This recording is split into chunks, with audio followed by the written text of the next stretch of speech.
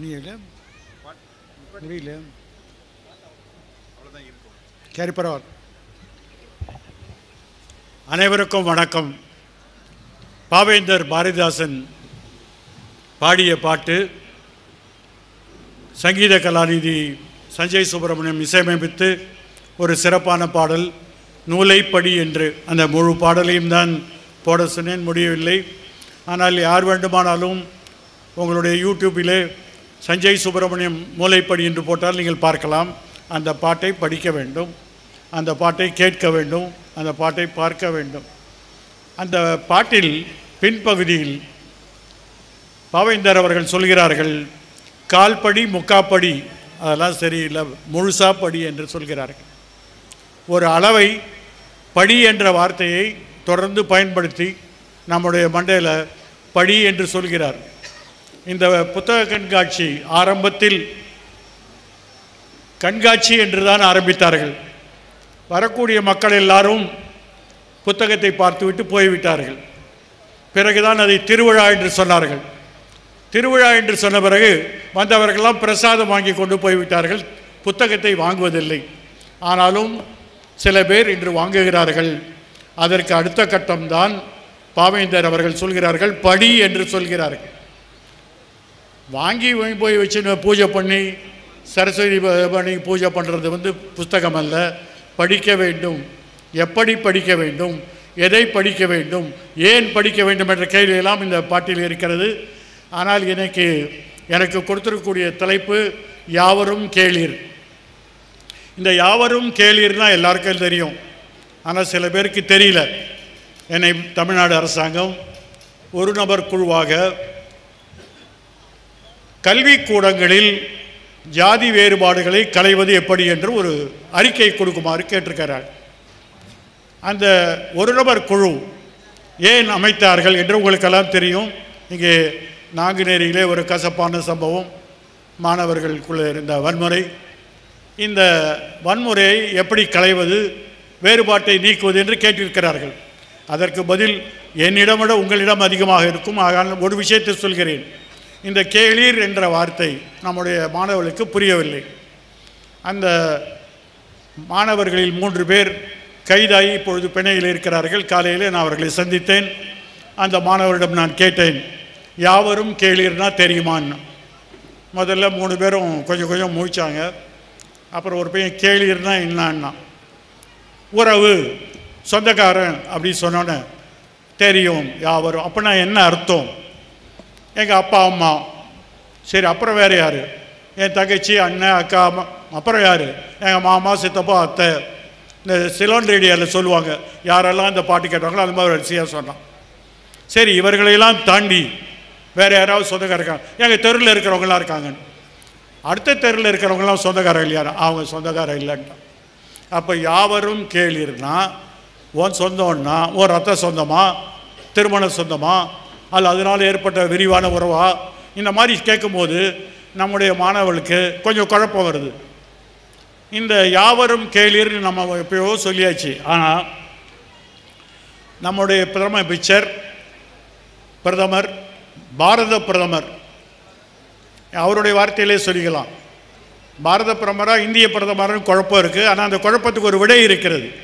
இந்திய அரசமைப்பு சட்டம் பாபா சாஹேப் அம்பேத்கர் அவர்கள் தலைமையில் உருவாக்கி அதை 2.5 வருடம் விவாதித்து அந்த சட்டமன்றத்திலே நிறைவேற்றி அதை இறுதியாக 1949 வடிவமைத்து நாம் ஜனவரி 26ஆம் தேதி குடியரசு தினம் என்று கொண்டாடுகிறோம்.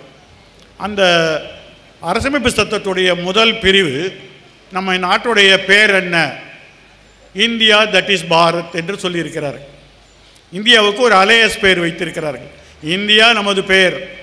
ஆனால் ஏனென்றால் அந்த அரசமைப்பு சட்டத்துடைய முதல் பக்கத்தில் பிரியாம்பிள் என்று சொல்வார்கள், முகவுரை என்று சொல்லலாம், we the people of India என்று தான் சொல்கிறார்கள். அப்போ அந்த அரசமைப்பு சட்டம் நிறைவேற்ற போது நம்ம இந்தியா என்று தான் அழைத்தார்கள், நம்மளை இந்தியன் என்று தான் அழைத்தார்கள்.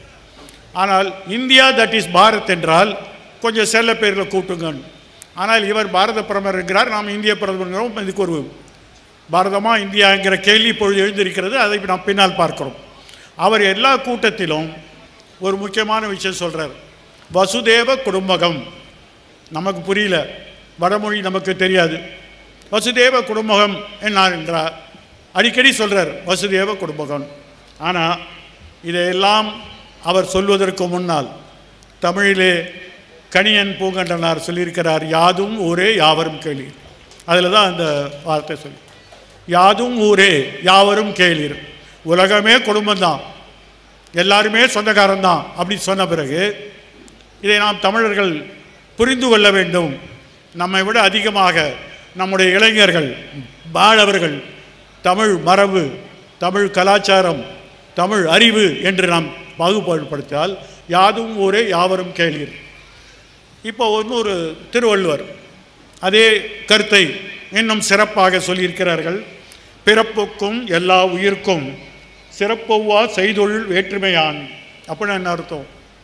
திருக்குறளுக்கு ஒன்றும் பெரிய உரை எழுத வேண்டாம், சரியாக படித்தா போதும். ஆனால் நம்ம பிரதமர் படிக்கும்போது தடுமாறுறாரு. அதுவும் அவருக்கு பிறப்போக்கும்னு சொல்ல வரல, பரவாயில்ல, வேற ஒரு மொழிக்காரர் தமிழை புரிந்துக்க வேண்டாம். ஆனால் நாம் தமிழனாக இந்த குறளை புரிந்து கொண்டால் உலகத்தை ஆள முடியும். ஏனென்றால் நம்மை நாமே சுருக்கி கொள்ளவில்லை. நாங்கள் திருநெல்வேலி, நாங்கள் தூத்துக்குடி அப்படின்னு இல்லை, அதையெல்லாம் விராண்டு பிறப்போக்கும் எல்லா உயிர்க்கும் என்றால் எல்லா உயிருக்கும் பிறப்பு சமமே, ஈக்குவாலிட்டி, எல்லாம் பிறந்தவெல்லாம் சமம் என்று சொல்லும் பொழுது 2000 ஆண்டுகளுக்கு முன்னால் ஒருவர் இந்த கருத்தை சொல்லியிருக்கிறார் என்றால் நம்மெல்லாம் காலரை தூக்கி விட்டுக்கணும். ஆனால் இப்போ என்ன பண்ணுறாங்க, நம்ம ராஜ்பவனில் ஒருத்தர் இருக்கார், அதுக்கு காவி பெயிண்ட் அடிக்கிறார். உண்மையான காவி கலர் திருவள்ளுவருக்கு அழித்தால் இந்த மாதிரி பாடி இருக்கவே மாட்டார். அவர் இந்த மாதிரி ஒரு குறுகிய எல்லைக்குள் வரவில்லை. பிறப்புக்கும் எல்லா உயிருக்கும், எல்லா உயிரும் சமங்கிறார். இது 2000 வருஷத்துக்கு முன்னாடி சொல்கிறதுக்கு ஒரு ஞானியாக இருக்க வேண்டும். இந்தியாவிலே பல இலக்கியங்கள், பல நூல்கள் இருக்கின்றன. இப்படிப்பட்ட ஒரு கருத்தை மக்களுக்கு புரியும் விதமாக சொல்லக்கூடிய பாட்டுகள் எதுவும் கிடையாது. அதை தான் அவர் வசுதேவ குடும்பம் சொல்கிறாரு. ஆனால் பிறப்பிலேயே சமமற்ற தன்மையை யார் உருவாக்கினார்கள்? பிறப்பில் சமம் என்று இவர் குறள் சொல்கிறார்கள். அவருக்கு காவி கலர் அடிக்கலாம், சேப்பு கலர் அடிக்கலாம், நீல கலர் அடிக்கலாம், அது இல்லை. அந்த வர்ணங்களை எல்லாம் தாண்டி அவர் பொதுவான மறையை உருவாக்கி இருக்கிறார். அதைத்தான் நாம் திருக்குறள் என்று பெருமையாக சொல்லுகிறோம். ஆனால் இன்றைக்கு பிறப்பிலேயே சமமற்ற தன்மையை யார் உருவாக்கி இருக்கிறார்கள் என்று சொன்னால் அதுக்கு ஒரு அர்த்தம் இருக்கு, ஒரு பதில் இருக்கு. மனு தர்மம் என்று சொல்கிறார்கள். அது தர்மம் அல்ல, அது சாஸ்திரம், மனு சாஸ்திரம் என்று சொல்கிறார்கள். இந்த மனு யார்? யாருக்காவது தெரியுமானா சொல்லுங்க. ஒரு மனு தான் இருக்கிறாரா, இல்லை அதே பேரில் நிறைய அலையஸ் இருக்காங்களா? ஒருத்தர் தான் மனு சாஸ்திரத்தை எழுதினாரா, பல பேர் எழுதியிருக்கிறார்களா என்ற கேள்வி இன்றைக்கும் இருக்கிறது. ஒருத்தர் நல்லா கவிதை எழுதினா அதுக்கு பின்னாடி இவங்க ரீசைட்டு நானும் தான் அதில் இருக்கேன், இடைச்செருகல் என்று சொல்வார்கள். அப்படி மனு சாஸ்திரம் என்று சொல்லக்கூடிய, மனுஸ்மிருதி என்று வடமொழியில் சொல்லக்கூடிய அந்த வடமொழி அந்த சாஸ்திரத்தில் பல்வேறு காலகட்டத்தில் தங்களுக்கு விரும்பியதெல்லாம் நுழைத்து இதுதான் மனு என்று சொல்லிவிட்டார்கள். அதைத்தான் தர்மம் என்று சொல்லுகிறார்கள். நாம் தர்மம் என்ற வார்த்தையை ஏற்றுக்கொள்ள வேண்டாம். மனு சொன்னதெல்லாம் மனுவுடைய மனுவாதி என்று சொல்லலாம், மனுவை ஆதரிப்பவர்கள். ஆனால் இந்த மனு சாஸ்திரம் என்ன சொல்கிறது என்று தெரிந்து கொள்ள வேண்டும். இப்போ நம்ம ஊரில் ஒரு பெரிய விவாதம், நம்முடைய அமைச்சர் உதயநிதி அவர்கள் மக்கள் முற்போக்கு எழுத்தாளர் சங்க கூட்டத்திலே சனாதன ஒழிப்பு மாநாட்டிலே பேசும்போது ஜாதிக்கு வேர் இந்த சனாதனம், அதை நாங்கள் வேறறுப்போம் என்று சொல்லிவிட்டார். அது அவருடைய கருத்து, அதை அவர் நியாயப்படுத்துகிறார். நான் அதை வாபஸ் வாங்க மாட்டேன் என்று அவர் மேல் வழக்குகள் போடுகிறார். அந்த உத்தரப்பிரதேச மாநிலத்தில் ஒருத்தர் சொல்லியிருக்காரு, இவருடைய தலையை சீவி வந்தால் 10 கோடி கொடுப்பேன். நமக்கெல்லாம் கொதிக்குது, இப்படி சொல்லிட்டானேன். ஆனால் அவர் இன்னும் அழட்டிக்கவே இல்லை. எதுக்குங்க 10 கோடி, 2 ரூபா கொடுங்க, என்ன பண்ணுவீங்க?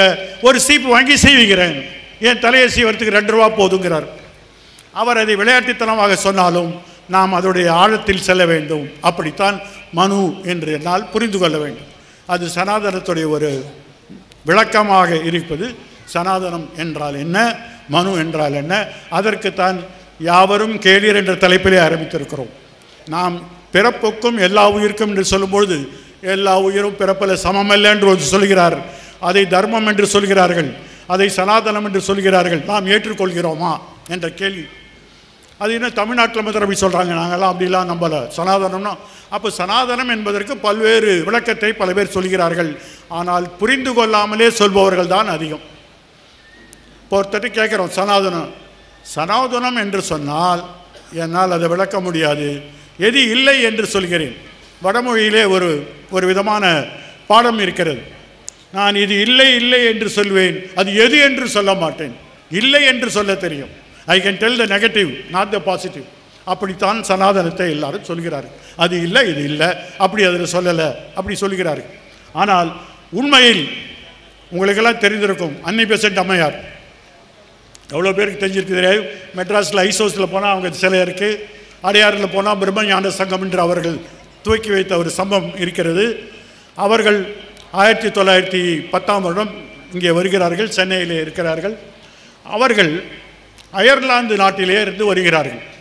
அயர்லாந்துக்கும் இங்கிலாந்துக்கும் எப்பயுமே ஆகாது. அயர்லாந்து ஒரு புரட்சி வீரர்களை உருவாக்கிய மாநிலம். அவர்கள் எப்பொழுதும் இங்கிலாந்துடன் சேர்ந்து வாழ விரும்பியதில்லை.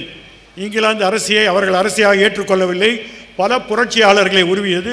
அப்படிப்பட்ட ஒரு புரட்சியாளர் தான் அன்னி பெசன்ட் அம்மையார். அவர்கள் இங்கே வருவதற்கு முன்னால் இங்கிலாந்து நாட்டிலே பல்வேறு போராட்டங்களை நடத்தியவர். அதுக்கெல்லாம் நான் போல, உங்களுக்கு வாய்ப்பு இருந்தால் அன்னி பெசன்ட் அம்மையாருடைய வரலாற்றை படியுங்கள். அவர்கள் அங்கே சிறைப்படுத்த காரணம்லாம் இருக்கிறது. ஏனென்றால் அது ஒரு பெரிய பிரச்சனை, இன்னொரு மீட்டிங் போடணும். ஆனால் அந்த அன்னி பெசன்ட் அம்மையார் இப்படிப்பட்ட புரட்சிவாதியாக இருந்து தன்னுடைய கணவரை விவாகரத்து செய்த பிறகு அவர்கள் சென்னைக்கு வருகிறார்கள். சென்னையிலே பிரம்மஞான சங்கம் என்று உருவாக்குகிறார்கள். அவளுக்கு இந்து மதத்தை பற்றி ஒரு பற்று வருகிறது. இதை ஆழ படிக்க வேண்டும், இதை தெரிந்து கொள்ள வேண்டும். அதே சமயத்தில் மறுபக்கத்திலே அவர்கள் காங்கிரஸ் கட்சி சொல்லக்கூடிய அந்த இந்தியாவுடைய விடுதலைக்காக படுற காங்கிரஸ் கட்சிக்கு பதிலாக ஹோம் ரூல் இயக்கம், உள்ளூர் மக்கள் ஆட்சி செய்ய வேண்டும் ஒரு இயக்கத்தை ஆரம்பிக்கிறார்கள். கொஞ்ச நாளில் நமக்கெல்லாம் வெள்ளத்தோரை வந்தால் ரொம்ப பிடிச்சிரும். கொஞ்ச நாள் அவங்க ஒரு பெரிய புரட்சிகர பெண்மணியாக தமிழ்நாட்டில் இருக்கிறார்கள். இந்தியா முழுவதும் அவர்கள் பரப்புகிறார்கள். ஏனென்றால் ஒரு இளைஞி, ஒரு யுவதி புரட்சியை பற்றி, அதுவும் பிரிட்டிஷ்காரனுக்கு எதிராக பிரிட்டன் வாழக்கூடிய நாட்டிலே வந்து அதை எதிர்த்து பேசக்கூடிய பார்க்கும்போது நம்ம மக்கள்லாம் கூட்டமாக போகிறாங்க. அவங்க நம்ம மெரினா பீச்சில் மீட்டிங் பேசினா இவ்வளோலாம் இல்லை, அது பாட்டுக்கு மைல் கணக்காக இருக்கும். அப்படிப்பட்ட அவர்கள் திடீரென்று ஆன்மீகத்திலே நுழைகிறார்கள். ஆன்மீகத்திலே நுழைந்து இந்து மதத்துடைய சனாதனம் இதெல்லாம் பற்றி அவர்கள் எழுதுகிறார்கள், புத்தகம் வெளியிடுகிறார்கள். நம்ம ஏதாவது சொன்னோன்னா நீங்களா கதை விடுகிறேன்னு சொல்லுவார்கள். ஆகவே நான் சொல்கிறேன், இதை பற்றி அந்த அன்னி பெசன்ட் அம்மையார் அவர்கள் அவருடைய தியோசபிக்கல் சொசைட்டி என்று சொல்லக்கூடிய பிரம்மஞான சங்கத்திலே ஒரு புத்தகம் வெளியிட்டிருக்கிறார்கள், சனாதன தர்மம். அது மட்டும் அவர்கள் செய்யவில்லை. இந்தியா முழுவதும் பணம் திரட்டி வாரணாசி என்று சொல்லக்கூடிய பனாரஸ் என்று ஆங்கிலத்திலே சொல்லக்கூடிய வாரணாசியில் ஒரு கல்லூரி ஆரம்பிக்கிறார்கள். அந்த கல்லூரி தான் பனாரஸ் இந்து யூனிவர்சிட்டி என்று சொல்லக்கூடிய பனாரஸ் இந்து பல்கலைக்கழகமாக உருவாகி இன்றைக்கும் இருக்கிறது. அதுக்கு ஏன் இந்து பல்கலைக்கழகம் என்று வைத்தார்கள் என்றால், நாங்கள் ஆங்கில மிலேச்சேரியிலிருந்து போராடுகிறோம், இந்து மக்களை திரட்டுவோம். ஆகவே இந்து பல்கலைக்கழகம் கல்லூரி எல்லாம் ஆரம்பிக்கிறார்கள். அதுக்கு பணம் திரட்டி அந்த கல்லூரிக்காக இப்படிப்பட்ட வடமொழியில் இருக்கக்கூடிய விஷயம் எல்லாம் ஆங்கிலத்தில் எழுதுகிறார்கள். வடமொழி நிறைய பேருக்கு தெரியாது, இன்றைக்கும் நிறைய பேருக்கு தெரியாது. ஆனாலும் அது இந்தியாவோட ஒரு மொழி. அதுக்கு ஒன்றிய அரசு கோடிக்கணக்கான ரூபாய்களை செலவழிக்கிறார்கள். அதை பற்றி நம்ம கவலைப்படலை. ஆனால் தமிழ் மொழிக்கு 5 பைசா கொடுக்க மாட்டாங்க. அந்த மொழியில் அவர்கள் படித்து ஆங்கிலத்திலே எழுதுகிறார்கள். அது ஒரு புத்தகமாக இருக்கிறது. இன்றைக்கி நேற்றியில் 1913 வெளியிட்டப்பட்ட சனாதன தர்மம் என்ற அந்த புத்தகத்தில் அவர்கள் எழுதுகிறார்கள். என்ன எழுதுகிறாங்கன்னா, முக்கியமாக சனாதன தர்மம் என்றால் 4 ஜாதிகளுடைய தர்மம். அந்த புத்தகத்தில் 7வது பக்கத்தில் 7வது பிரிவில் 7வது பகுதியில் 4 வர்ணங்கள் இருக்கிறன. வர்ணம்னா என்ன கலர்? நான் என்ன வர்ணம்னு கேட்டால் நீல கலர்னு சொல்லுவேன். இன்னொருத்தர் என்ன கலர்? சேப்பு கலர் சொல்லிக்கலாம். ஆனால் வர்ணம் என்றால் அது இல்லை. 4 ஜாதிகள், 4 வர்ணங்கள். பிராமணர், வைசியர், சத்திரியர், சூத்திரர். அப்போ தலித் மக்கள் வருவாங்களா? வராது. ஏனால் இந்த 4 வர்ணங்கள் தான் இந்தியாவுடைய சனாதனம். அதைத்தான் சவர்ணா என்று சொல்கிறார்கள். இந்த வர்ணத்தில் வராத ஒரு ஜாதி இருக்கிறது என்றால் அவர்ணா என்று சொல்லக்கூடிய பட்டியலின மக்கள். இன்றைக்கு தான் பட்டியலினம் சொல்கிறோம், அன்றைக்கு நம்ம தலித் என்று சொல்லலாம். அந்த புத்தகத்திலே அவர்கள் வேதங்களை எல்லாம் மேற்கோள் காட்டி, எல்லாரும் வேதம் சொல்லுகிறாங்க, வேதம் தான் இந்தியாவுடைய அடிப்படையான நூல். அந்த வேதத்தை அவர்கள் மேற்கோள் காட்டி ஜாதிகள் எப்படி தோன்றி இருக்கிறது என்று அவர்கள் வரையறுத்திருக்கிறார்கள். அந்த ஜாதி எப்படி வந்தது என்றால், பிராமணர்கள் வாய் வழியாக வந்தார்கள், கடவுளோட வாய் வழியாக வந்தாங்க. சரி, மீதி பேர்லாம் எங்கேருந்து வந்தாங்க? சத்திரியர்கள் 2 கையில் இருந்து வந்தார்கள். சரி, வைசியர் என்று சொல்லக்கூடிய வியாபாரம் நடத்தக்கூடிய அந்த அந்த அந்த பகுதி, அந்த ஜாதி வைசிய ஜாதி, அவங்க எங்கேருந்து வந்தாங்க? அவர்களெல்லாம் தொடையிலிருந்து வந்தார்கள். அப்போ சூத்திரர்கள் எங்கேருந்து வந்தாங்க அப்படின்னா காலிலிருந்து வந்தாங்க. ஒரு கடவுள் வாயிலிருந்து ஒரு ஜாதி, கையிலிருந்து ஒரு ஜாதி, தொடையிலிருந்து ஒரு ஜாதி, அடிபாகத்தில் காலிலிருந்து ஜாதி. அதை தான் நம்ம காலிலிருந்து வந்திருக்கிறோம். இதை அந்த அம்மா ஒரு புஸ்தகத்தில் போடுறாங்க. இதான் சனாதனம். சரி, ஜாதி ஏற்படுத்தியாச்சு. ஒவ்வொருத்தரோட கடமை என்ன? இந்த ஜாதிக்கு என்ன கடமை, அந்த ஜாதிக்கு என்ன கடமை, எல்லாருக்கும் கடமையை வகுக்கிறார்கள். ஜாதி மாத்திரம் ஏற்படுத்தவில்லை, ஒவ்வொரு ஜாதிக்கும் ஒரு கடமை கொடுக்குறாங்க. நம்ம 4 ஒரு பொருளை கொடுத்து பகிர்ந்துக்கோ அப்படி சொன்னால் பெரிய பகுதி நமக்கு வந்துடும். அப்புறம் கொஞ்சம் கொஞ்சம் பீச்சு கிள்ளி கொடுப்பாங்க. அவ்வளோதான் உனக்கு.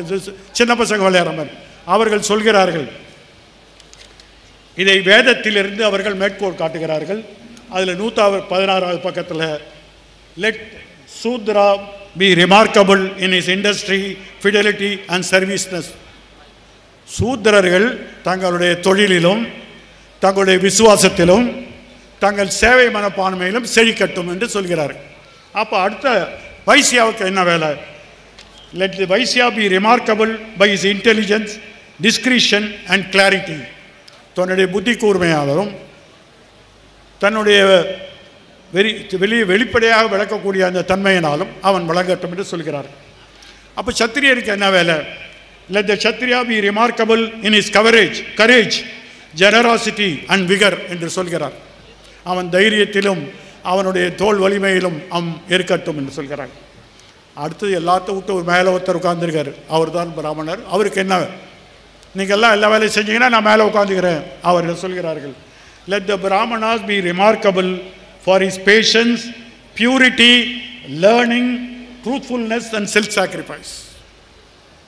அவர்கள் உண்மைக்கும் கல்வி கற்பதற்கும் அவருடைய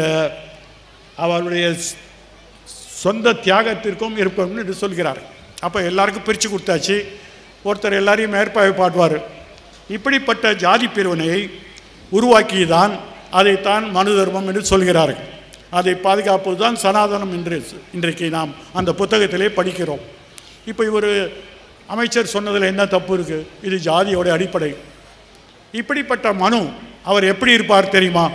இப்போ நமக்கு கூட திருவள்ளுவர் எப்படி இருப்பார் தெரியாது. அதை ஒரு ஓவியர் வரைகிறார் அவருக்கு கிடைத்த கற்பனையில்.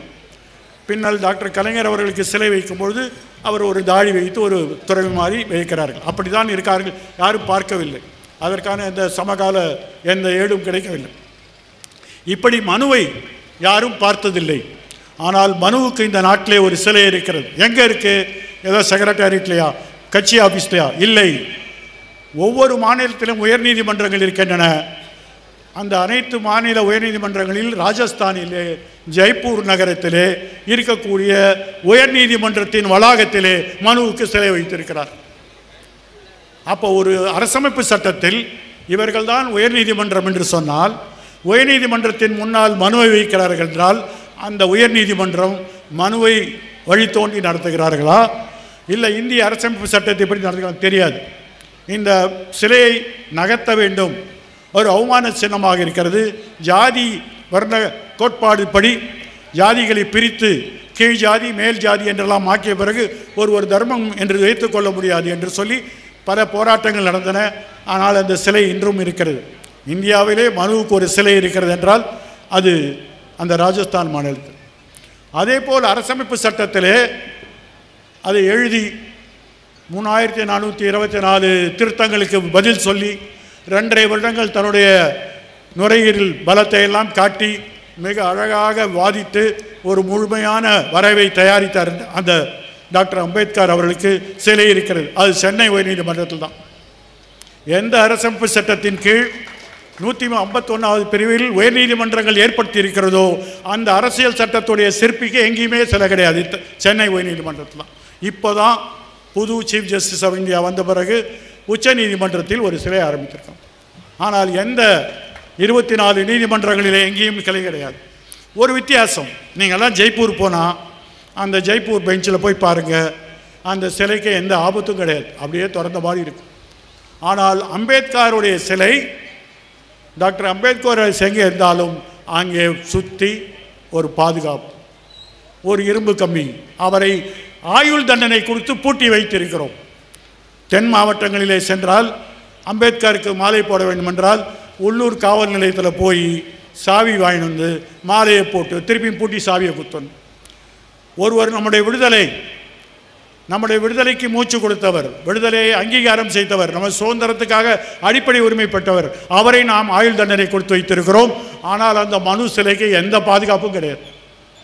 தைரியமாக இருக்காங்க, ஏன்னால் அவர்கள் தான் இன்றைக்கு ஆட்சி செய்கிறார்கள். அதனால்தான் அவ்வளோ பெரிய தைரியம். அதுக்கு ஒன்றும் பாதுகாப்பே தேவையில்லை. 2018ஆம் வருஷம் 2 பெண்கள் அந்த அந்த அந்த சிலை மேலே ஏறி தார் பூசி விட்டார்கள், கருப்பு மையை பூசி விட்டார்கள். உடனே காவல்துறை வந்து கைது செய்தார்கள். குற்றவாளியுடைய வாக்குமூலத்தை பதிவு செய்கிறார்கள். அதில் ஒரு பெண், மிக தைரியசாலி பெண், போலீஸ்காரர் கேட்குறார், ஏன் இதில் போய் கருப்பு மை போட்டீங்க? எங்களை உயிரோடு வாழ்வதை அனுமதிக்காத ஒருவர் இங்கே இருப்பது எங்களுக்கெல்லாம் அவமானம் என்று சொன்னார்கள். நாங்கள் இந்தியாவுடைய குடிமகன், இந்தியாவில் எல்லா உரிமையும் எங்களுக்கு இருக்கிறது, ஆனால் எங்களை அங்கீகாரம் செய்யாத ஒரு மனு தர்மம் தேவையில்லை என்று சொல்கிறார். அதுதான் உண்மை. அப்படிப்பட்ட உண்மையை நாம் புரிந்து கொள்ள வேண்டும் என்றால் மனுவை படிக்க வேண்டும். நம்மெல்லாம் எல்லா ஜாதியும் சொல்லியாச்சு, சூத்திர ஜாதி வந்தாச்சு, பட்டியல் ஜாதி வந்தாச்சு, எல்லா ஜாதியும் வந்தாச்சு. ஆனால் நமக்கு ரோஷம் மாத்திரம் வரல. இப்போ மனு என்ன சொல்கிறாரு? மனு புஸ்தகங்கள் யார் வேணால் போய் படிப்பாருங்க. மனு சாஸ்திரம் தமிழில் இருக்கிறது, ஆங்கில மொழிபெயர்ப்பு இருக்கிறது. வடமொழியிலே படிப்பவர்கள் வடமொழியிலே படிங்கள். ஆனால் சொல்கிறார்கள், அதை நான் படித்த பிறகு உங்கள் ரத்தம் கொதிக்கும். என்ன சொல்கிறார்கள் என்றால், இதே இந்த புத்தகத்தில் போட்டிருக்கிறார்கள், the resplendent for the sake of protecting all this creation assigned separate karmas to those born of his mouth.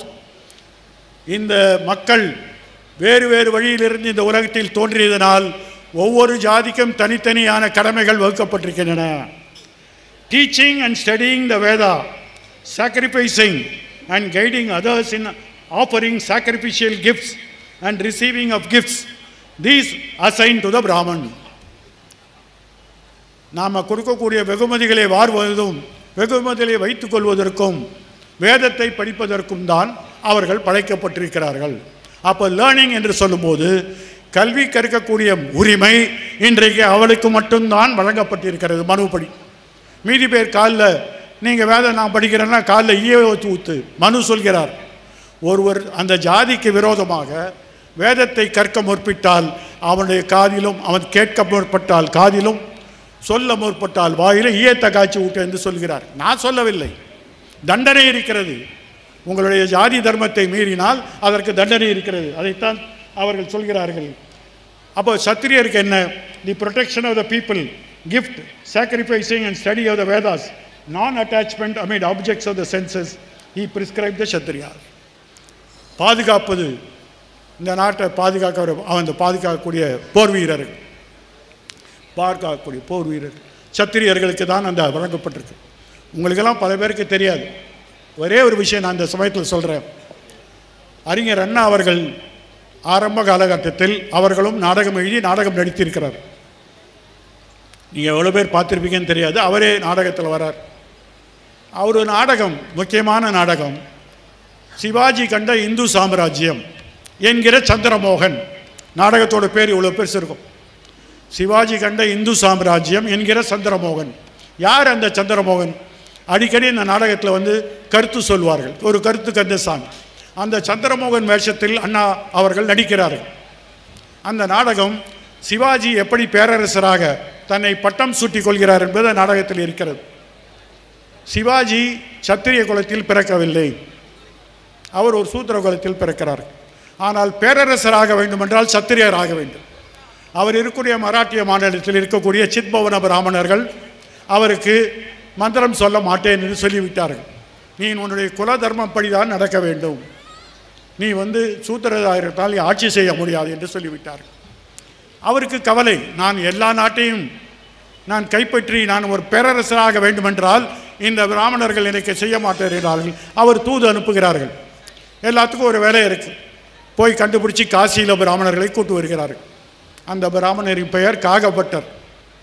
அவர் மராட்டிய மாநிலத்துக்கு அவர் மந்திரம் சொல்லி சிவாஜியை சத்திரியராக மாற்றுகிறார். அப்போ ஒரு ஜாதியில் இன்னொரு ஜாதி மாற முடியுமானா பிராமணர்கள் நினைத்தா என்ன வேணால் பண்ணலாம். ஆகவே அவர் மாறிவிடுகிறார், பேரரசராகி விடுகிறார். இப்போது அந்த பேரரசு ஆகுவதற்கு சத்திரியராக வேண்டும், அதுக்கு மந்திரம் சொல்லாலும் அதுக்கு ஒரு ரீட் வச்சுருப்பாங்க. இப்போ ஒருத்தர் கோயிலுக்கு போகணுன்னு ஆசைப்படுறாரு. இந்த கோயிலை நான் உருவினேன் ஆல்ரைட், ஆனால் கோயிலில் போகிறதுக்கு தகுதி இருக்கா? நான் ஒரு கேள்வி கேட்குறேன். ஒரு பாலராமருக்கு கோயில் வைத்திருக்கிறார். அந்த சிலையை வடிவமைத்தவர் ஒரு கர்நாடகா இளைஞர். அவர் மேனேஜ்மெண்ட் படியெல்லாம் படிச்சிருக்கார். அவர் குலத்தொழில் சிற்பியாக. இந்த பாலராமரை அந்த அயோத்தி கோயிலில் வைக்கிறாங்க.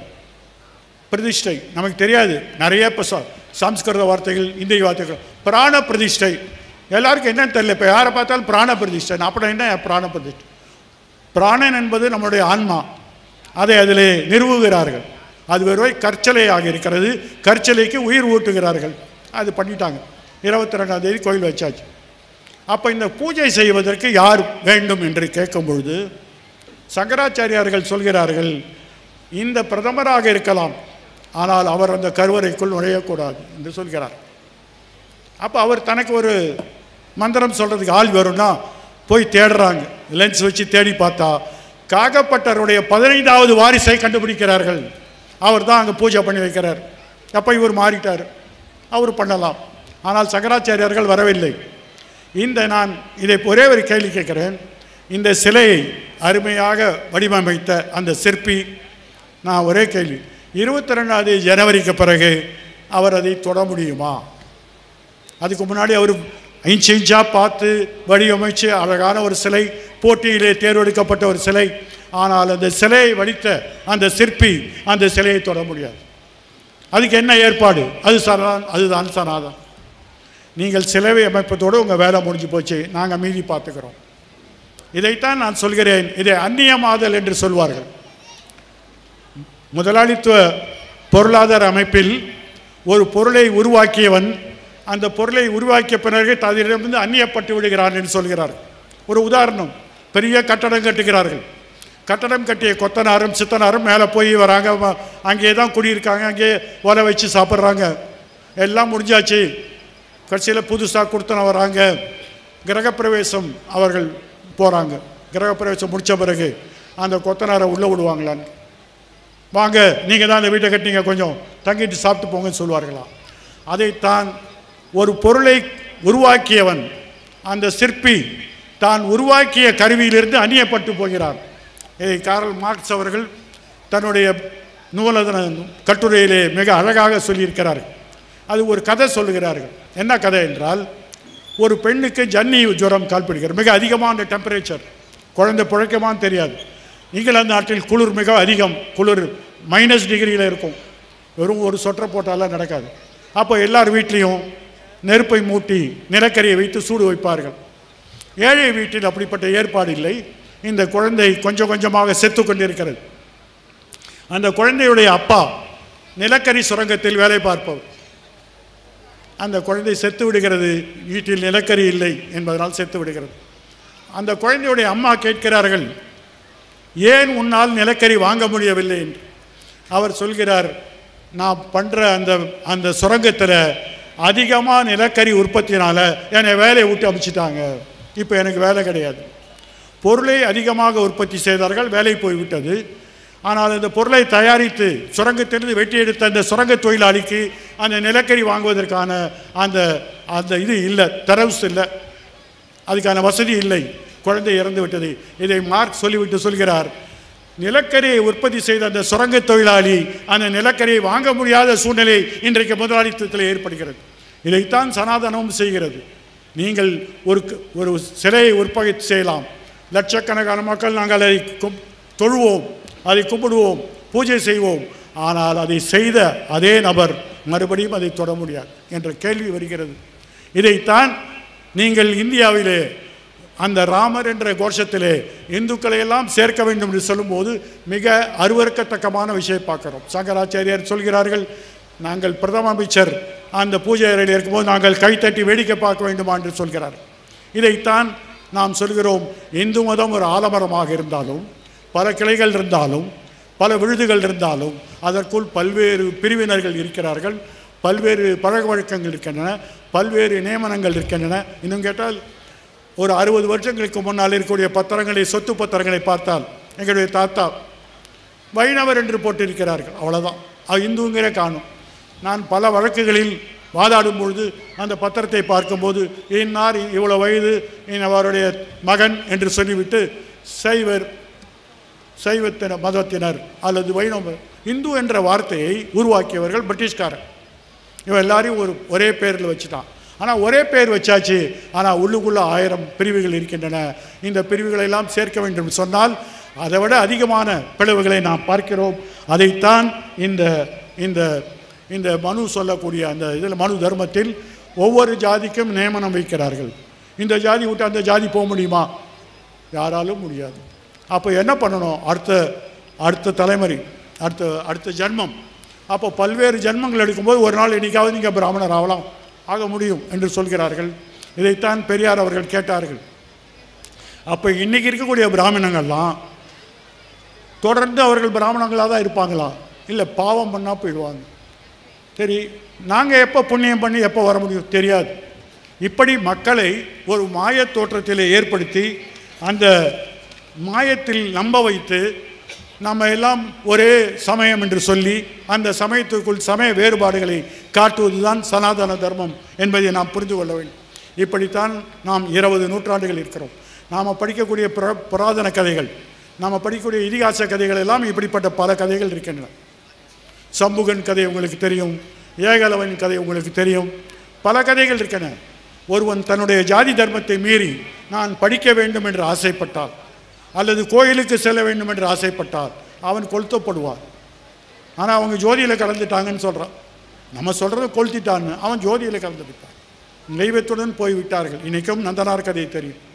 இப்படிப்பட்ட வாய்மொழி கதைகள் இன்றைக்கும் உதவி வருகின்றன என்றால் அதற்கு ஒரு காரணம் இருக்கிறது. உன்னுடைய இழுத்த கோட்டுக்கு தாண்டி போவாது, இந்த கோட்டை தாண்டக்கூடாது, அதைத்தான் அப்படி ஒவ்வொருத்தரும் தங்களுடைய எல்லைக்குள் இருக்க வேண்டும் என்று சொன்னால் ஒரு ஜாதி மற்றும் நல்ல மேலே ஜாதியாக இருக்கும், யாரும் ஒன்றும் சொல்ல முடியாது. அவர்களுக்குத்தான் படிப்பு குத்தகை. இதைத்தான் டாக்டர் அம்பேத்கர் அவர்கள் உடைக்க முற்பட்டார்கள். நாம் புரிந்து கொள்ள வேண்டும். இன்றைக்கு அம்பேத்கர் என்று நான் சொல்லும்பொழுது பெருமையாக பேச வேண்டும். அது ஏதோ ஒரு ஜாதிக்கு ஏற்பட்ட தலைவர் அல்ல. அதையெல்லாம் மீறி இந்தியாவை தீர்க்கதரிசியாக, இந்தியாவில் இருக்கிற மக்களை ஒன்றாக்கக்கூடிய, இன்றைக்கு 140 கோடி மக்கள் இருக்கிறோம் என்றால் இந்த மக்களை சேர்க்கக்கூடிய ஒரு பிரச்சனையை அவர் உருவாக்குகிறார்கள். அந்த அரசமைப்பு சட்டத்தில் இந்த அருணாசிரமத்திற்கு இடமில்லை, பிறப்புக்கும் எல்லா உயிருக்கும் என்று வரிகள் நம்முடைய அரசமைப்பு சட்டத்தில் எழுதப்பட்டிருக்கிறது. நாம் 2000 வருடங்களுக்கு பிறனால் 1950ஆம் வருடம் மட்டுமே நாம் மனிதர்களாக மதிக்கப்பட்டோம். நாம் சொல்லக்கூடிய யாவரும் கேளீர் என்று சொன்னால் அந்த யாவரும் கேளீருக்கான ஆதாரம், அதற்கான உரிமை, அதை அடிப்படை உரிமையாக இன்றைக்கு வழங்கப்பட்டிருக்கிறால் அது டாக்டர் அம்பேத்கர் அவருடைய ஏற்பாடு என்பதை புரிந்து கொள்ளும். அந்த நீங்கள்லாம் அரசமைப்பு சட்டம்னாலே வக்கீலுக்கு தான், அப்படி இல்லை, யார் வேணால் படிக்கலாம். தமிழிலும் இருக்கிறது. அரசமைப்பு சட்டத்தில் அப்படி என்ன சொல்லியிருக்கிறார்கள் என்று பார்த்தால் 17வது பிரிவிலே தீண்டாமை ஒழிக்கப்படுகிறது. அதற்கு முன் வரை தீண்டாமை கடைபிடித்தார்கள். தீண்டாமை கடைபிடிக்கப்பட்டது. இங்கே மாத்திரம் எல்லா ஊர்லேயும். 1930ஆம் வருஷம் மகாத்மா காந்தி அவர்கள் அம்பேத்கருடன் ஒரு ஒப்பந்தம் ஏற்படுத்துகிறார்கள். அம்பேத்கர் அவர்கள் தனித்தொகுதி கேட்கிறார்கள். காந்தி அவர்கள் தனித்தொகுதி அல்ல, தனித்தொகுதி கொடுக்கிறோம், ஆனால் இரட்டை வாக்குமுறை கொடுக்க முடியாது சொல்கிறார்கள். ஒரு ஒப்பந்தம் ஏற்படுகிறது. காந்தி சாகும் வரை உண்ணாவிரதம் இருக்கிறார், அவர் செத்து விடுவார் என்ற முறையில் அம்பேத்கர் அவர்கள் நிர்பந்திக்கப்பட்டு ஏற்றுக்கொள்கிறார்கள். அதற்கு பிறகு காந்தி அவர்கள் அரசியல் விடுதலை மட்டுமல்ல, நான் சமூக விடுதலைக்கும் பாடுபடுவேன், ஹரிஜன மக்கள் சேவை சங்கம் என்ற ஒரு சங்கத்தை ஆரம்பிக்கிறார்கள். அந்த சங்கத்தை பரப்புவதற்கும் அதற்கு நிதி செய்வதற்கும் அவர் எல்லா ஊருக்கும் போகிறார். தமிழ்நாட்டுக்கும் வருகிறார். 1932 தமிழ்நாட்டிலே தென் மாவட்டங்களிலிருந்து துவங்கி அப்படியே மேற்கு தொடர்ச்சியாக போய் நீலகிரி மேலே ஏறி கீழே இறங்குகிறார். கீழே இறங்கி மறுபடியும் பழனிக்கு வருகிறார். பழனியிலே மேலே பழனி முருகன் இருக்கிறார்கள். அடிவாரத்திலே கூட்டம் நடக்கிறது. அவருடைய கூட்டங்கெல்லாம் கட்டுக்கடக்காத கூட்டம் வரும். குறிப்பாக பெண்கள் மிகப்பெரிய அளவிலே வருவார்கள்.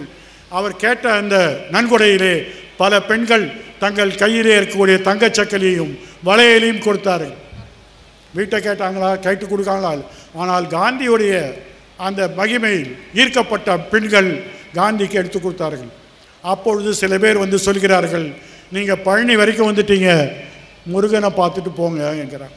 எந்த கூட்டத்திற்கு சென்றாலும் ஒரு கோயிலுக்கு செல்வதை பற்றி அவர் வருத்தப்பட்டதில்லை, விரும்புகிறார். ஆனால் முதல் கேள்வி, தலித் மக்களே அந்த கோயிலிலே அனுமதிப்பார்களா என்று கேட்டார்கள். அந்த கூப்பிட்ட அந்த பெரிய மனுஷங்க சொன்னாங்க, தலையை தொங்க போட்டு வைத்து கொண்டார்கள். காந்தி சொன்னார், அப்படிப்பட்ட முருகனருக்கு வேண்டாம் என்று சொல்லிட்டு. தமிழ்நாட்டிலே அவர் பார்க்காத கோயில் 2 தான். ஒன்று பழனி, இன்னொன்று கந்ததேவி, தேவக்கோட்டை பக்கத்தில் இருக்கக்கூடிய கந்ததேவியில் இருக்கக்கூடிய சொர்ணமுத்தீஸ்வரர் கோயில். இதையெல்லாம் முடித்து அவர் தேவக்கோட்டைக்கு போகிறார். தேவக்கோட்டையிலே இருக்கக்கூடிய நாட்டார்களும் தலித் மக்களும் அவர் முன்னால் வருகிறார்கள். அப்பொழுது காந்தி பேசுகிறார், இந்த சொர்ணமுத்தீஸ்வரரில் ஏன் தலித் மக்களை அனுமதிக்க மாட்டீர்கள் என்று. ஒரு நாள் முழுக்க நடக்குது. தேவக்கோட்டையில் ஒரு செட்டியார் வீட்டில் நடக்குது. இவரும் பேசி பார்க்கிறார். இந்து மதத்திலே எப்படி போட்டிருக்கிறது, எந்த வேதத்திலே எப்படி சொல்லியிருக்கிறதெல்லாம் கேட்கிறார்கள். அவர்கள் சொல்லிவிட்டார்கள், நம்பிக்கை. இந்த நம்பிக்கைங்கிற வார்த்தை ஒரு மோசமான வார்த்தை. ஏன் மோசமான வார்த்தை என்றால், நம்பிக்கை அடிப்படையில் எது வேணாலும் செய்யலாம். அப்போது உங்களோட ஒரு நம்பிக்கை, என் நம்பிக்கை எப்படி முடிப்பீங்கன்னா, இது பெரும்பான்மை நம்பிக்கை, இது சிறுபான்மை, அதனால் பெரும்பான்மை விட்டுவிடும். நான் எதை சொல்கிறேன் என்று உங்களுக்கு தெரியும். ராமர் ஜென்ம பூமி வழக்கில் பாபர் மசீது இடிக்கப்பட்ட பிறகு அது இஸ்லாமியருக்கா அல்லது இந்துக்களுக்கா என்ற பேச்சு வரப்போது வழக்கு தொடர்கிறது. வழக்கு சிட்டி சிவில் நீதிமன்றத்திலிருந்து அலகாபாத் 3 நீதிபதிகள், உச்ச நீதிமன்றம் 5 நீதிபதிகளுக்கு செல்கிறது. வழக்கில் சொத்துரிமை கேட்டு வழக்கு போட்டால் அந்த சொத்துரிமைக்கு மூலப்பத்திரத்தை காட்ட வேண்டும். இது என்னுடைய பத்திரம் இருக்குது. மூலப்பத்திரம் தொலைந்து விட்டால் 2ஆம் பட்ச ஆவணங்களை காட்ட வேண்டும். ஆனால் சொத்துரிமையை நிர்வகிப்பதற்கு சொத்து பத்திரம் காட்டாமல் யாரும் வழக்கில் தீர்ப்பு சொல்ல மாட்டார். அப்படித்தான் இதுவரை தீர்ப்பு சொல்லப்பட்டிருக்கிறது. அப்படித்தான் சொத்துரிமை சட்டத்திலும் சொல்லப்பட்டிருக்கிறது. ஆதாரம் இல்லாமல் உங்கள் சொந்தத்தை விட முடியாது. ஆனால் இந்த தீர்ப்பிலே 955வது பேராகிராஃப் சொல்லுகிறார்கள், மற்ற எல்லாத்தையும் ஒதுக்கி வச்சுட்டாங்க. 500 வருடங்களாக இந்துக்கள் அங்கே வழிபட்டதற்கான ஆதாரங்களை அவர்கள் கொடுத்திருக்கிறார்கள். வாய்மொழி மூலமாக அவருடைய நம்பிக்கையை நிரூபித்திருக்கிறார்கள். ஆகவே பெரும்பான்மை மக்கள் நம்பிக்கையின் அடிப்படையில் அந்த சொத்தை கொடுக்குறாங்க. அப்படி பார்த்தா நம்ம சொத்தை நாளைக்கு யார் வேணா போகிறோம். எங்கள் தாத்தா இங்கே தான் இருந்தால் உங்கள் வீட்டு வாசல் என்ன விடுவீங்களா? அவர்கள் சொல்லியிருக்கிறார்கள். இதைத்தான் தலைமை நீதிபதி சொல்கிறார்கள், the majority will have it, the minority will be heard. பெரும்பான்மையருக்கு கொடுத்து விடுவோம், சிறுபான்மையரை கேட்போம், உங்கள் காதில் வாங்கிப்போம், அவ்வளோதான். இன்றைக்கு அந்த கோயிலோடு நிறுத்திவிடவில்லை, எல்லா கோயிலுக்கும் சேர்த்து. இப்போ அடுத்தடுத்த கோயில்கள் இப்பொழுது பிரச்சனையில் வருகிறது. அதையெல்லாம் நம்ம வேடிக்கை பார்க்க போகிறோம். ஆனால் ஒரு விஷயம் நான் சொல்ல விரும்புகிறேன். இந்த ராமாயணத்தை ஒவ்வொரு ஊரில் ஒரு ராமாயணம் இருக்குது. தமிழ்நாட்டுக்கு கம்ப ராமாயணம், வால்மீகி ராமாயணம் வந்து ரொம்ப வருஷம் கழிச்சு தான் கம்ப ராமாயணம் வரும். கம்பன் மொழி திறமையானவர், மொழி வார்த்தை ஜாலங்கள் செய்யக்கூடியவர். கம்பன் தமிழுக்கு ஏற்ற மாதிரி ராமாயணத்தை அமைக்கிறார்கள்.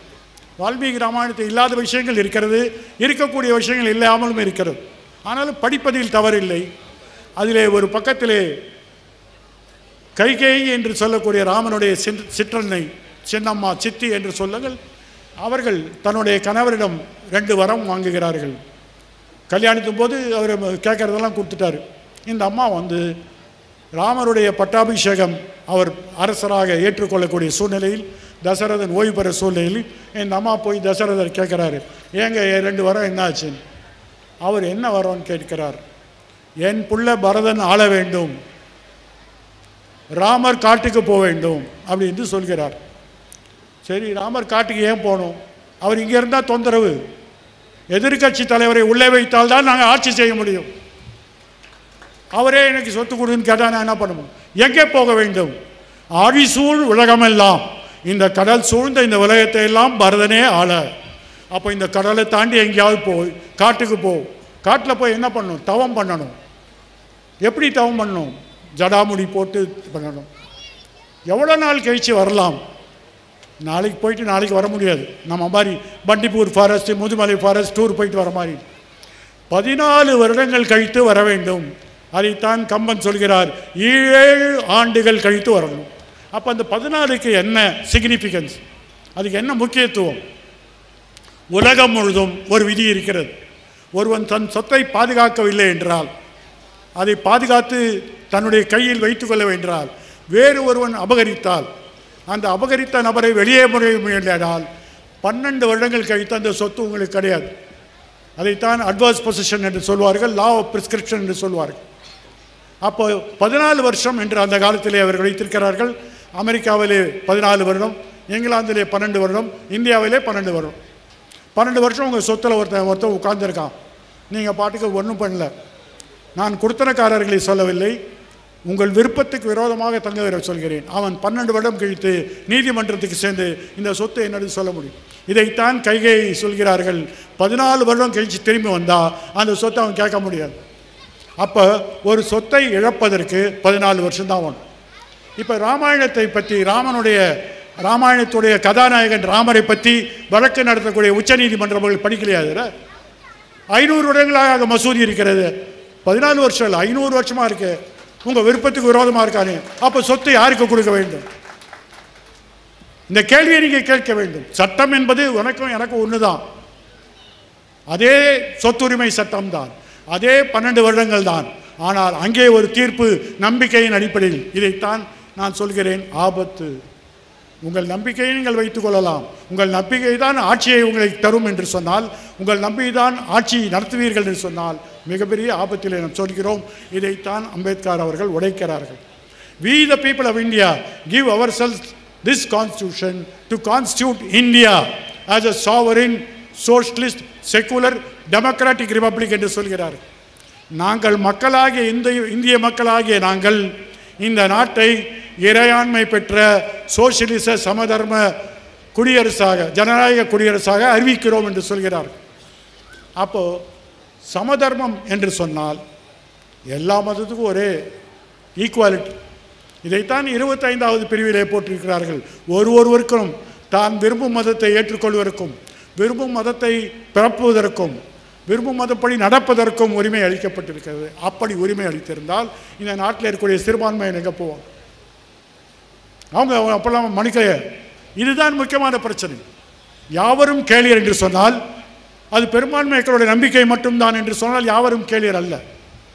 2 வருடங்களுக்கு முன்னால் இதே காசியிலே இந்து துறவிகள் மாநாடு நடத்துகிறார்கள். ஆன்மீகத்தை பற்றி பேசவில்லை, புராணங்களை பற்றி பேசவில்லை, இந்து தர்மத்தை பற்றி பேசவில்லை, இந்திய அரசியல் சட்டத்தை பற்றி துறவிகள் பேசுகிறார்கள். என்ன சொல்கிறாங்க? இந்தியாவுக்கு புதிய அரசமைப்பு சட்டம் வர வேண்டும். அந்த சட்டத்தோட பேர் என்ன? இந்துக்களுடைய சட்டம். அப்போது கிறிஸ்துவர்களும் இஸ்லாமியர்களும் எங்கே போவாங்க? அவங்க எங்கேயும் போக வேண்டாம். அவங்க படிக்கலாம், வியாபாரம் பண்ணலாம், ஆனால் ஓட்டு போட முடியாது. நேற்று கூட பத்திரிகையில் அறிக்கை விட்டிருக்கிறார்கள், நாங்கள் இந்த கருத்தை இந்தியா முழுவதும் பரப்புவோம். அப்போ 2 பிரச்சனை வருது. நமக்கு சமதர்மம் வேண்டுமென்றால் சனாதனம் ஒழிய வேண்டும், நமக்கு சுயாட்சி வேண்டுமென்றால், நமக்கு இந்தியாவிலே ஜனநாயக குடியரசு வேண்டுமென்றால் அங்கே இந்த மாதிரி சர்வாதிகாரத்துக்கு ஏற்பாடு இல்லை. இதைத்தான் அவர் அரசியல் சட்டத்திலே ஒவ்வொரு பிரிவிலும் போட்டு வைத்திருக்கிறார்கள். 14வது பிரிவிலே இந்திய மக்கள் அனைவரும் சமம் என்று போட்டிருக்கிறார்கள். அப்படி சொல்லிட்டு அவங்க போல இந்திய மக்கள் அனைவரும் சமம் அப்படின்னு முடிக்கல. 15வது பிரிவிலே முக்கியமான பிரிவு. அந்த பிரிவிலே என்ன சொல்கிறார் என்றால்,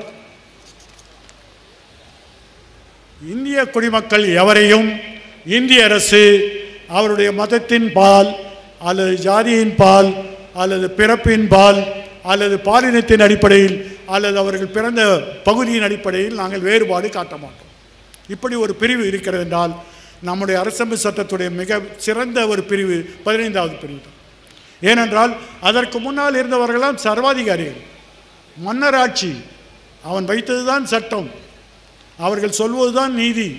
அப்படிப்பட்ட ஒரு சூழ்நிலையில் முதல் முறையாக இங்கே ஒரு சமதர்ம குடியரசு ஏற்படுத்தப்பட்ட பிறகு, அந்த மதசார்பற்ற குடியரசு ஏற்பட்ட பிறகு, இந்த நாட்டு மக்கள் அனைவரும் சமம் என்று சொல்லிவிட்டு, நான் மதத்தின் அடிப்படையில், சமயத்தின் அடிப்படையில், ஜாதியின் அடிப்படையில், பாலினத்தின் அடிப்படையில் வேறுபாடு காட்ட மாட்டேன் என்று அரசு சொல்கிறதால், அதுக்கு முன்னாடி ஒரு அரசு அப்படி இல்லவே இல்லை. அதான் முக்கியம். நாம் நம்முடைய அரசமைப்பு சட்டத்தை போற்ற வேண்டும், அதை மாற்ற வேண்டும் என்பவர்களை நாம் மாற்ற வேண்டும். இந்த அரசமைப்பு சட்டம் இந்த உபகண்டத்திலே 75 ஆண்டுகளாக இருக்கிறது. நம்மளை சுற்றி பாருங்கள். பாகிஸ்தானிலே ஒரு அரசமைப்பு சட்டம் இருந்தது, இங்கிலாந்திலே, இலங்கையிலே ஒரு அரசமைப்பு சட்டம் இருக்கிறது, வங்கதேசத்திலே ஒரு அரசமைப்பு சட்டம் நாம் எழுதி கொடுத்துருக்கிறோம், வச்சுருக்காங்க, நேபாளத்திலே ஒரு அரசமைப்பு சட்டம். ஆனால் அங்கே எல்லாம் ஆட்டம் காணுகின்ற அதே நேரத்தில் இந்தியாவிலே ஒரு அரசமைப்பு சட்டம் 75 ஆண்டுகள் உயிர்ப்புடன் இருக்கிறது என்றால் அது இந்த நாட்டு மக்களை சமமாக நடத்துவதனால் இருக்கிறது. என்னை நீ 3ஆம் தர பிரஜை, என்னை 2ஆம் தர பிரஜை என்றால் நான் எனக்கு அதை உன்னை ஓட்டு போட வேண்டும், நீ எப்படி எனக்கு ஆட்சி செலுத்த முடியும் என்ற கேள்வி எழுப்புகிறார். அதனால் தான் சொல்கிறேன், இந்த அரசமைப்பு சட்டத்தை பாதுகாப்பது என்பது நம்முடைய முக்கியமான கடமை. அப்பொழுதுதான் யாவரும் கேளீர் என்ற கேள்வியை நாம் பதில் சொல்ல வேண்டும். இந்தியா சுதந்திரம் அடைந்து விட்டது. இப்போ உத்தரகாண்டில் சொல்கிறாங்க பொது சிவில் சட்டம், எல்லாம் தலைமையில் குதிக்கிறாங்க. அதை பற்றி பின்னால் பேசுவோம். ஆனால் ஒன்று சொல்கிறேன், 1947ஆம் வருடம் இங்கிலாந்து நாடு இங்கே விட்டு கிளம்ப முடிவு பண்ணிட்டாங்க. ஒரு இடைக்கால அரசு அமைப்புகிறார்கள், நேருவுடைய தலைமையில் இடைக்கால அரசு. அந்த இடைக்கால அரசியலுடைய அமைச்சராக டாக்டர் அம்பேத்கர் சட்ட அமைச்சராக இருக்கிறார். சட்ட அமைச்சருக்கு ஒரு வேலை சட்டத்தை உருவாக்குவது.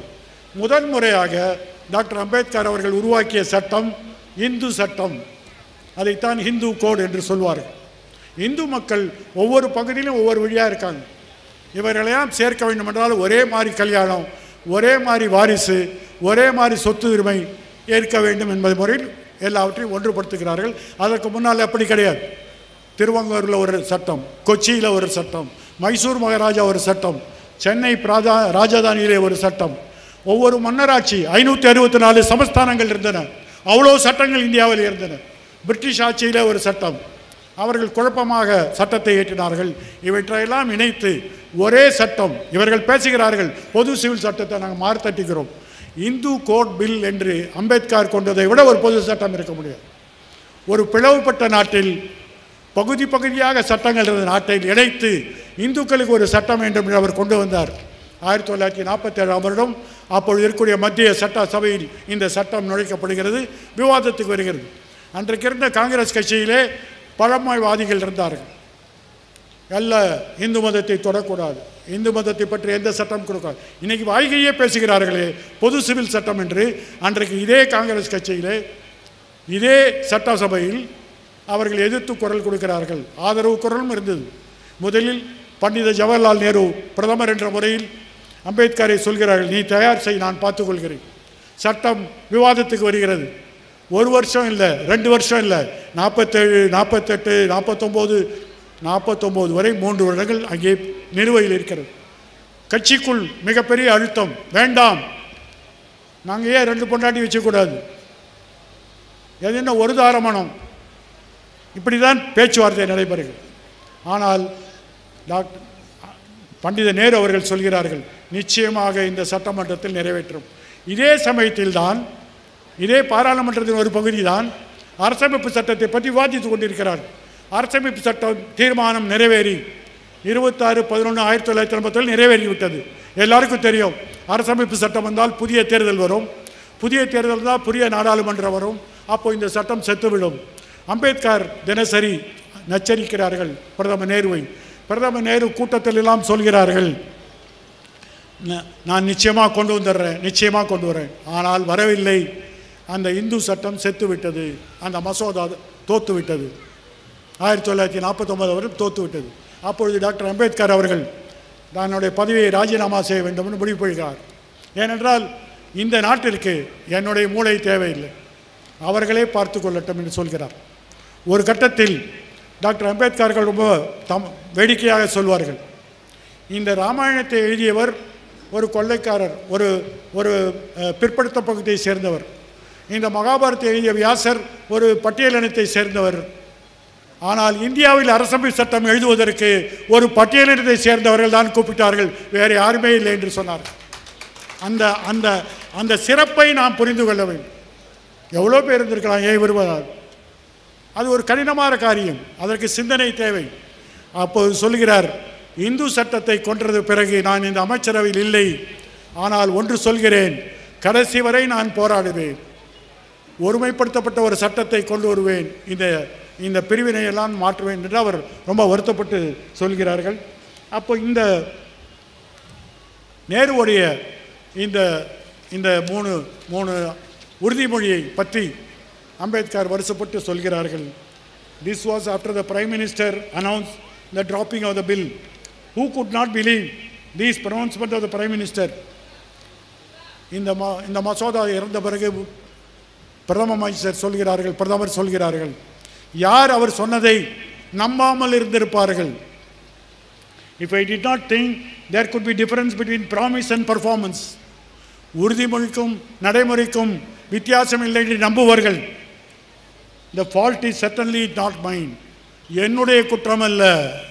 உறுதிமொழியையும் நடைமுறையும் வேறு விதமாக அவர்கள் பார்த்தார்கள், நான் அப்படி பார்க்கவில்லை. ஆகவே அந்த மசோதா இறந்து போனதற்கு நான் காரணம் அல்ல. My exit from the cabinet may not be a matter for much concern. நான் இந்த அமைச்சரை விட்டு வெளியே போனால் யாரும் கவலைப்பட போகிறதில்லை. ஆனால் I must true to be my self, I can be only going out சொல்கிறார். நான் உண்மையாக நினைத்தால் நான் போக வேண்டும் என்று சொல்கிறார். கடைசியில் அவர் வேறு ஒரு டயத்தில் போகிறார். அதை பின்னால் நாம் பார்ப்போம். இந்த பொருளை பொறுத்தவரை அம்பேத்கர் தனது உறுதிமொழிப்படி இந்து சட்டத்தை கொண்டு வர முயற்சி செய்து தோல்வியுற்றார்கள் 4 வருட போராட்டத்திற்கு பிறகு. ஆனால் அரசமைப்பு சட்டத்தில் தன்னால் முடிந்தவரை சமத்துவத்திற்கும் சமமான அணுகுமுறைக்கும் பாலின வேற்றுமை, சமய வேற்றுமை, ஜாதி வேற்றுமைகள்லாம் கிடையாது என்றும் தீண்டாமை ஒழிக்க வேண்டும் என்றெல்லாம் பிரிவை கொண்டு வந்து விட்டார். இது ஒரு அரசமைப்பு சட்டம், ஒரு அற்புதமான அரசமைப்பு சட்டம். மற்ற நாட்டில் பார்க்குறோம், வங்கதேசத்தில் ஒரு சுப்ரீம் கோர்ட் அங்கேயும் இருக்குது. அந்த சுப்ரீம் கோர்ட்டோட ஜட்ஜு வந்து ஒரு இந்து. அவர் என்ன பண்ணுறாருன்னா ஒரு தீர்ப்பு கொடுக்குறார். தீர்ப்பை கொடுத்தவரை வீட்டுக்கு போக முடியல, அவருக்கு இராணுவம் மிரட்டுகிறார்கள். ராத்திரியா ஒரு பிளேன் பிடிச்சி ஆஸ்திரேலியாவில் போகிறார். ஆஸ்திரேலியாக்காரன் என்ன பண்ணுறான், எல்லாரையும் உள்ளே ஈஸியாக விட மாட்டான். ஆயிரக்கணக்கான நூற்றுக்கணக்கான ஈழத்தமிழர்களெல்லாம் ஆஸ்திரேலியாவை சுற்றி இருக்கக்கூடிய அந்த தீவுகளில் இருக்கிறார்கள். ஆஸ்திரேலிய அரசு அவர்களை உள்ளே விடாமல் வைத்திருக்கிறார்கள். ஆனால் இந்த நீதிபதிக்கு சொன்னார்கள், 1 வாரம் தங்கிட்டு போய்கோன்னு. அதுக்கு மேலே விட தயாராக. இப்போ அவர் கனடா நாட்டிலே அகதியாக இருக்கிறார். ஒரு நாட்டுடைய உச்ச நீதிமன்ற நீதிபதி ஒரு தீர்ப்பை வழங்கிய பிறகு அந்த நாட்டில் இருக்க முடியலன்னு அது என்ன அரசியல் சட்டம்? பாகிஸ்தான் தலைமை நீதிபதி சஜத் அலி ஷா அவர் புக் எழுதுகிறார், ஃப்ரம் த கிளாஸ் ஹவுஸ் என்று ஒரு புக் எழுதுகிறார். அந்த புக்கில் ஒரு சம்பவத்தை சொல்கிறார். ஒரு முக்கியமான தீர்ப்பு, இராணுவ ஆட்சியை பற்றி சொல்லக்கூடிய தீர்ப்பு உச்ச நீதிமன்றத்தில் வரப்போகிறது. உச்ச நீதிமன்றம் இஸ்லாமாபாத் தலைநகரத்தில் இருக்கிறது. அவர் கராச்சிக்கு ஏதோ ஒரு விஷயமாக போயிருக்கிறார். கராச்சியிலேருந்து விமானம் ஏறி விமானத்தின் மூலம் காலையில் போய் கோர்ட்டுக்கு போகலான்னு போகிறார். அவர் விமானம் அந்த கராச்சியிலிருந்து பறக்க ஆரம்பித்த பிறகு திடீரென்று விமானிக்கு ஒரு கட்டளை வருகிறது இராணுவ தலைமையிடமிருந்து, நீங்கள் இப்பொழுது இஸ்லாமாபாத் செல்லவில்லை, லாகூருக்கு செல்கிறீர்கள். அவர் பறந்து வந்த விமானம் வேறு பக்கத்துக்கு அனுப்பப்படுகிறது. என்ன விமானத்தில் கோளாறா? ஒரு கோளாறு இல்லை. இராணுவம் அந்த தீர்ப்பு அன்னைக்கு வரக்கூடாது என்று முடிவு செய்து விட்டார்கள். தலைமை நீதிபதியோட விமானத்தையே மாற்றுகிறார்கள் என்றால் அங்கே ஆட்சி யார் செய்கிறார்கள்? அப்படியெல்லாம் நம்ம நாட்டில் நடக்கலை. நம்ம இங்கே இருக்கிற ஈழத்தில் பார்க்கிறோம், சிங்களாதான் ஒரே மொழி, புத்த மதம் தான் அரச மதம் என்று சொல்கிறார். அவர்கள் அரசமைப்பு சட்டத்தை மாற்றிவிட்டார்கள். நாம் மாற்றவில்லை, மாற்ற விடமாட்டோம் என்பதுதான் உண்மை. இந்திய அரசத்துடைய அரசமைப்பு கட்டமைப்பு உள்கட்டமைப்பு பேசிக் ஸ்ட்ரக்சர் என்று சொல்வார்கள், ஆதார கட்டமைப்பை மாற்ற முடியாது என்று கேசவானந்த பாரதி என்ற வழக்கிலே தீர்ப்பு வழங்கப்பட்டிருக்கிறது. 13 நீதிபதிகள் இந்த அரசமைப்பு சட்டத்துடைய அடிப்படையை மாற்ற முடியாது. அடிப்படை என்ன? ஜனநாயகம், குடியரசு, மத சார்பற்ற தன்மை, சோசியலிசம், இறையாண்மை, இவையெல்லாம் தான் அடிப்படை என்று சொல்லியிருக்கிறார். அப்போ இதை மாற்ற வேண்டும் என்று சொன்னால் அந்த தீர்ப்பை மாற்ற வேண்டும். அந்த தீர்ப்பை மாற்ற வேண்டும் என்றால் 13 நீதிபதிகளுக்கு மேலாக ஒரு பெஞ்சு வைக்கணும். அது எப்போ வைப்பாங்க தெரியும். ஆனால் அவர்கள் அப்படியெல்லாம் செய்ய தயாரில்லை. ஏனென்றால் அவர்கள் சட்டத்தை நம்பாதவர்கள். வேறு குழிபறி வேலையிலே வேறு சூழ்ச்சிகளை மாற்றுவார்கள். அதை மாற்ற விட வேண்டும் என்றால் அதுக்கு ஒரே ஒரு வழிதான் இருக்கிறது. அதுக்கு என்ன கேள்வி? நமக்கு முன்னால் இருக்கக்கூடிய சவால் என்ன? ஒரே கேள்வி, மனுநீதியா சமநீதியா? ஒரே கேள்வி. அதுக்கு விடை எப்போ? 2024 விடை தெரியும். உங்கள் கையில் அவர்கள் ஒரு இங்கு வைக்கும்போது உங்களுக்கு தெரியும் விடை சமநீதியா மனுநீதியா. முடிவு செய்து கொள்ளுங்கள். யாவரும் கேளீரா இல்லது சனாதனமா என்ற கேள்விக்கு நீங்களே பதில் கேட்டு நீங்களே சொல்லுங்கள். உங்கள் தலைவை யாரும் செய்ய முடியாது, உங்கள் விரலை யாரும் வெட்ட முடியாது என்று சொல்லி வாழ்த்து விடைபெறுகிறேன். வணக்கம்.